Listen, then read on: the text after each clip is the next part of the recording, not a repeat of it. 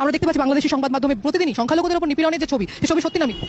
অবশ্যই যাহার ওটা কিছু হলো তো বটে যে ভারতের আব্বানি যে বলেছে এটা আসলে উস্কানিমূলক, তো ভারত সশরীরে করতেছে, অতটা ভালো কথা বলেছে ভয় কইরা যে কিছু না ঘটে কিছু না ঘটে, কিন্তু ভারত তো ন্যাক্কারজনকভাবে রাষ্ট্রীয়ভাবে ওই মোদি ওই আপনার মমতা এবং ওখানে তাদের বিজেপি নেতারা তারা বলতেছে যে বাংলাদেশে ক্ষতি হচ্ছে। আপনারা একবার দেখেন যে এই যে যেদিন বিশ্বজিৎকে কুপিয়ে কুপিয়ে হত্যা করলো জয় বাংলা স্লোগান দিয়ে, সেই দিন ও বলতেছিল যে আমি শিবির না আমি হিন্দু, আমি কাপড় খুলে দেখাচ্ছি, তারপর শেষ রক্ষা হয়নি। সেই দিন ওই ভারতের হিন্দুরা কোথায় ছিল? দৃশ্য আমাদেরকে দেখতে হবে, সেটা হয়তো মাত্র কয়েকদিন আগে আমরা কল্পনা করিনি। দর্শক, বৈষম্যবিরোধী আন্দোলনের প্ল্যাটফর্মে যে দুইটা বিভাজন হয়ে গেছে সেটা কিন্তু আস্তে আস্তে স্পষ্ট হয়ে আসছে। একটা টিম যারা বৈষম্যবিরোধী আন্দোলনের নেতা ছিলেন তারা এখন সরকারের গুরুত্বপূর্ণ পদে দায়িত্বে আপনার এই মুহূর্তে অবস্থান করছেন, আর আরেকটা টিম তারা বি টিম হিসাবে বৈষম্যবিরোধী বা সমন্বয় হিসাবে মাঠে সরকারকে বিভিন্ন ধরনের প্রেশার দেওয়া সহ। এতক্ষণ দেখছিলেন সংবাদ শিরোনাম, এবার দেখবেন বিস্তারিত ভিডিও দেখার আগে আপনার কাছে ছোট করে একটি অনুরোধ, আপনি যদি এই ধরনের আপডেট নিউজগুলো সবার আগে পেতে চান অবশ্যই চ্যানেলটি সাবস্ক্রাইব করে রাখবেন। দর্শক, চলুন কথা না বাড়িয়ে একের পর এক আপডেট নিউজগুলো দেখে আসি। কোন দৃশ্য আমাদেরকে দেখতে হবে সেটা হয়তো মাত্র কয়েকদিন আগেও আমরা কল্পনা করিনি। দর্শক, বৈষম্যবিরোধী আন্দোলনের প্ল্যাটফর্মে যে দুইটা বিভাজন হয়ে গেছে সেটা কিন্তু আস্তে আস্তে স্পষ্ট হয়ে আসছে। একটা টিম যারা বৈষম্যবিরোধী আন্দোলনের নেতা ছিলেন তারা এখন সরকারের গুরুত্বপূর্ণ পদে দায়িত্বে আপনার এই মুহূর্তে অবস্থান করছেন, আর আরেকটা টিম তারা বি টিম হিসাবে বৈষম্যবিরোধী বা সমন্বয়ক হিসাবে মাঠে সরকারকে বিভিন্ন ধরনের প্রেশার দেওয়া সহ আরও নানাবিধ কাজ করে যাচ্ছেন। তবে এখন নানান ইস্যুতে রাজনৈতিক, সোশ্যাল ইনফ্লুয়েন্সার, বিভিন্ন রকম, যেমন ধরেন সংবিধান পরিবর্তন, রাষ্ট্রপতি পরিবর্তন, এরকম নানান ইস্যুতে আমরা দেখছি একটা বিভাজনের দৃশ্য আমাদের সামনে এসেছে। এখন সেই বিভাজনের দৃশ্যের মধ্যে সবচেয়ে স্পষ্ট যেটা, নাহিদ, তারপর হচ্ছে যে আসিফ অথবা মাহফুজ, তাদের যে অবস্থান ঠিক বিপরীতেই আমরা খেয়াল করছি হাসনাত এবং সার্জিসদের অবস্থান। ইভেন ডক্টর মোহাম্মদ ইউনূসকে নিয়ে আজকে সার্জিস যে কথা বলেছে, এই কথাটা আসলে কোন ইশারা বা ইঙ্গিত বা বার্তা দিচ্ছে জনগণের উদ্দেশ্যে? বলা হচ্ছে বিশ্বাসঘাতকতা যদি করে তাহলে ডক্টর ইউনূসকেও ছেড়ে কথা বলা হবে না। প্রশ্ন হচ্ছে বিশ্বাসঘাতকতার থিঙ্কিংটা কেন আসলো? কেন মনে হলো যে তাদের নির্বাচিত যেই প্রধান উপদেষ্টা তিনি তাদের সাথে বিশ্বাসঘাতকতা করবেন? এই যে সন্দেহের উদ্রেক হলো, এখান থেকে কিন্তু নতুন আরেকটা যাত্রা হয়তোবা হবে। যেমন ধরেন প্রথম আলো, ডেইলি স্টার থেকে শুরু করে রাষ্ট্রপতির অপসারণ থেকে শুরু করে অনেক ইস্যুতে আমরা দেখেছিলাম সাংবাদিক ইলিয়াস, তারপর হচ্ছেন যে কনক সারোয়ার, অথবা এই যে আমাদের ইয়েরা আছেন, কি বলা, যে পিনাকি দাদা আছেন, তাদের সাথে বিভিন্ন টক শোতে যাচ্ছে সার্জিস এবং হাসনাতরা। সেখানে তাদের বক্তব্য, সার্জিসদের বক্তব্য একটা রূপরেখায় চলে আসছে, কিন্তু ঝামেলাটা পাকাচ্ছে আমাদের নাহিদ, আসিফ, তারা যখন অবস্থান নিচ্ছে সেটা কিন্তু ভিন্ন একটা অবস্থান। এ নিয়ে আবার নানান সমালোচনা হচ্ছে। দর্শক, জুলাই শহীদ স্মৃতি ফাউন্ডেশনের সাধারণ সম্পাদক সার্জিস আলম বলছেন যে পুলিশ, সেনাবাহিনী, অন্তর্বর্তী সরকার সবাইকে অনুরোধ করতে চাই, আমরা কোনো দালাল নয়, আমরা কোনো ক্ষমতা পিপাসু নয়।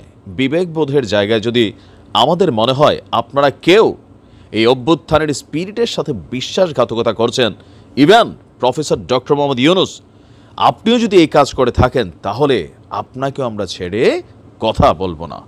এখন সার্জিস আলমের এই বক্তব্য এই মুহূর্তে মার্কেটে নতুন আর একটা গুঞ্জন শুরু করেছে যে আস্তে আস্তে বিভাজনটা কোন দিকে যাচ্ছে।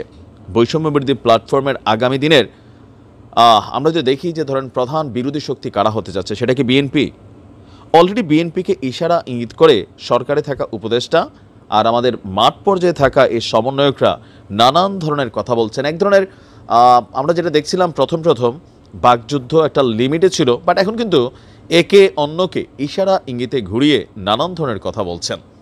কেউ বলছেন যে আগামী নির্বাচনে জামাত ইসলাম না, এই ছাত্রদের নেতৃত্বে যে নতুন রাজনৈতিক দলটি আসবে সেটি হবে বিএনপির প্রধান বাধা। ইভেন এমনও হতে পারে যে বিএনপির সাথে ছাত্রদলের সাথে এই ছাত্রদের সংঘর্ষের রূপও ধারণ করতে পারে। এখন কেন এই টানাপোড়েন, কেন এই দূরত্ব তৈরি হচ্ছে সেটা আসলে আমার কাছে বোধগম্য না। তবে একটা জায়গায় আমি বুঝতে পারছি যে ধরেন ডক্টর মোহাম্মদ ইউনূস তিনি যখন কোনো সিদ্ধান্ত নিতে যান, নানান দিক চিন্তা করে কিন্তু নিতে হয়। আবার আমরা যারা আছি যে এটা করে ফেলেন, সেটা করে ফেলেন, ওইটা করতে হবে, এটা করতে হবে, বাট তিনি যখন দায়িত্বশীলতার চেয়ারে বসে আছেন, চাইলেই কিন্তু অনেক কিছু করা যাচ্ছে না। আমরা সবাই বলছি ভারতের সাথে সম্পর্ক শেষ করেন, কিন্তু সরকার বলছে না, ভারতের সাথে সম্পর্ক রাখতে হবে, সমতার ভিত্তিতে কাজ করতে হবে। আমরা মাছ পাঠাচ্ছি, ভারত আলু পাঠাচ্ছে, পেঁয়াজ পাঠাচ্ছে, আমরা আবার অনেক কিছু দিচ্ছি। তো এই জিনিসগুলো ব্যালেন্স করতে গেলে সরকারে থাকা ব্যক্তির যে মেন্টালিটি আর একজন আমজনতার যে মেন্টালিটি, সেটাতে বিভাজন হয়। তো আমার মনে হয় যে সার্জিসের এমন বক্তব্যটা কোথাও না কোথাও অন্তর্বর্তী সরকারের উপদেষ্টাদের জন্য একটা নেগেটিভ ইমপ্রেশন তৈরি করছে। ইভেন বিভাজনের বিষয়টাও সামনে চলে এসেছে। দেখা যাক কি হয়। ভালো থাকুন। আমরা দেখতে পাচ্ছি বাংলাদেশি সংবাদ মাধ্যমে প্রতিদিনই সংখ্যালঘুদের উপর নিপীড়নের যে ছবি, সে ছবি সত্যি না মিথ্যা?